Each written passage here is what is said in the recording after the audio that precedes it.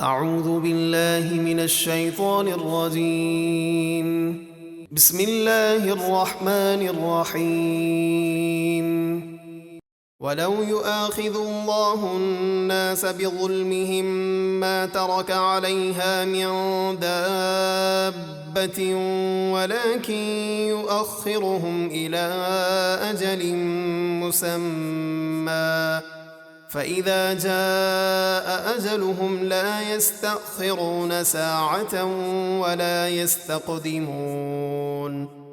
اور اگر اللہ لوگوں کو ان کے ظلم یعنی کفر اور گناہوں پر فوراً پکڑ لیتا تو روئے زمین پر کسی چلنے والے کو نہ چھوڑتا، یعنی سب کو ہلاک کر دیتا، لیکن وہ انہیں ایک مقررہ مدت تک مہلت دیتا ہے، پھر جب ان کا مقررہ وقت آ جائے گا تو وہ ایک لمحہ نہ پیچھے ہٹ سکیں گے اور نہ آگے بڑھ سکیں گے۔ وَيَجْعَلُونَ لِلَّهِ مَا يَكْرَهُونَ وَتَصِفُ أَلْسِنَتُهُمُ الْكَذِبَ أَنَّ لَهُمُ الْحُسْنَى لَا جَرَمَ أَنَّ لَهُمُ النَّارَ وَأَنَّهُمْ مُفْرَطُونَ۔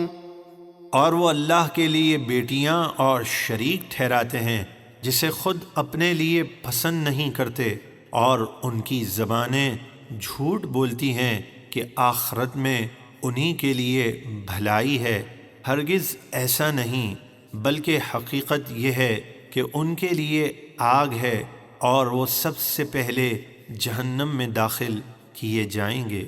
تاللہ لقد ارسلنا الى من قبلك فزین لهم الشیطان اعمالهم فهو ولیهم اليوم ولهم عذاب علیم۔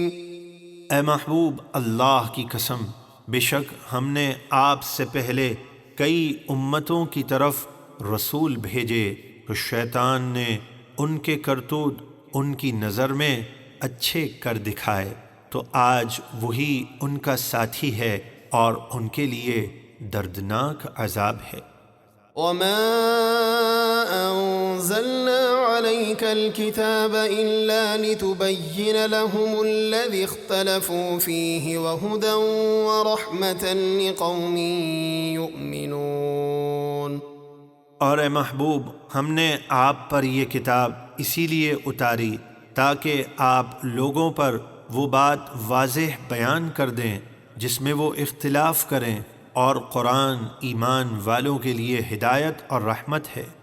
واللہ انزل من السماء ماء فأحیا به الارض بعد موتها ان فی ذلک لآیۃ لقوم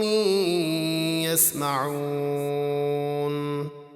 اور اللہ نے آسمان سے پانی اتارا، پھر اس کے ذریعے زمین کو زندہ یعنی سر سبز و شاداب کر دیا، اس کے مردہ یعنی خشک ہو جانے کے بعد، بے شک اس میں ضرور نشانی ہے غور سے سننے والوں کے لیے۔